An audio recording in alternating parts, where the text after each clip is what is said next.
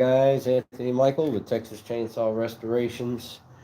We are back with another, another restoration. Um, the last time I posted, we had just finished up Poland 306A for my buddy Andre. It's on its way to Norway as we speak. So we are on to the next customer's saw. Um, we're gonna unbox it. This is Michael. He contacted us through Facebook, and he wants me to restore his Poland 245A into an early model saw. So we are going to unbox it and see what's in the box and go from there. Okay. So you guys can see. All right, let's back it up. Right off the bat, at the top, we've got clutch cover. Looks to be in fair condition. Just a little dirty. A little crack here, a little crack here. But we will correct that. And the pitting down here, we'll fix all that. We've got power head. As you can see, just a standard run-of-the-mill later. Let's see what the serial number.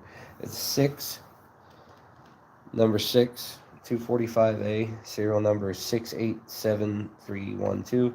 So that would automatically tell me, other than this, that it's a solid state coil. It's a later model. It's in decent shape. It's just dirty. Yeah. What else is in here? Okay, looks like the handlebar and hardware and stuff, and the handlebar itself. So there you have it. Yeah, let's see how it feels.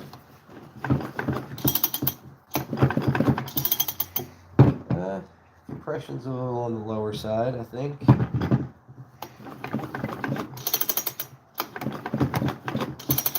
But we're going to go through the whole thing and figure out what's going on with it.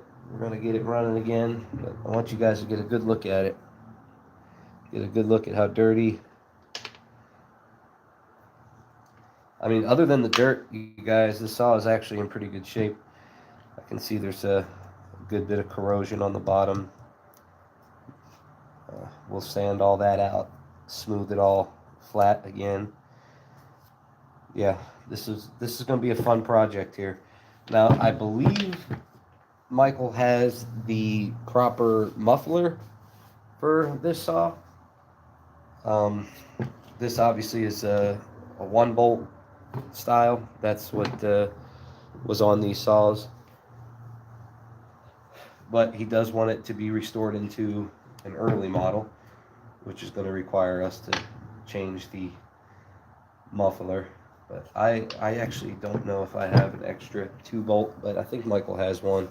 I know I've talked about it before with some of you folks that you can use a Homelite Super XL muffler. They have they look the same aesthetically, but they do not fit right on the cylinder without modification. I know some people think that, but I'm here to tell you that's not true at all. You actually have to do quite a bit to those mufflers to get them to fit over the cylinder, and that's really the biggest issue. But they are the screws that you use. It's the same design on the Homelite mufflers. It's got the 2 long screws that go through the housing into the cylinder, and then you put the cover on, and then the 2 small screws hold the cover on and go into the ends of the long ones. Same diameter and same thread size, all that stuff.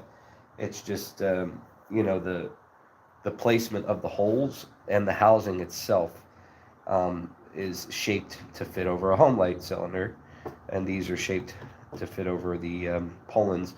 And I know a lot of people think, oh, well, can't you put a home light front into the pole and back? You actually can't do that at all because you see how this is kind of on an angle. It's not completely square like this. It goes down, and that it's like so on the Poland mufflers. It's the same shape. Like the 2-bolt mufflers, it's the same shape as this 1-bolt, except for it's got a different design, you know. But with the home light mufflers, the top is angled like this, but the bottom is actually flush. It goes straight across like that. So it doesn't fit in there. And also the placement of the cylinder screws, like the screws that go in the cylinder there, you have to screw out the housing of the home light muffler. You have to open them up just a little bit. And a lot of times you can force it on there, but what'll happen is the muffler itself will kind of lean forward like this, and it won't sit flush up against the cylinder, and it digs into the back of the clutch cover. And a lot of times you'll get a really big gap between the exhaust port and the housing of the muffler with the home lights. So yeah, we will dig into this saw here eventually. I kind of got a lot of stuff going on lately, some personal stuff too, but nothing too bad. I just saws have been kind of on the lower end of my list of things to do. Oh, we got quite a bit of corrosion inside of here, so I can almost guarantee that this is going to have to be, the carb is going to be rebuilt anyway. But yeah, we're going to get through all that. New fuel lines, whole bit. Throttle works good. Choke's moving. Hopefully this idle screw doesn't give me too much of an issue. Yeah, this saw is going to be a work in progress, but as always, we will get it done. Hopefully the coil has spark. As far as I know, it does when I talked to Michael about it. So, but we will see. So you guys stay tuned and check back in.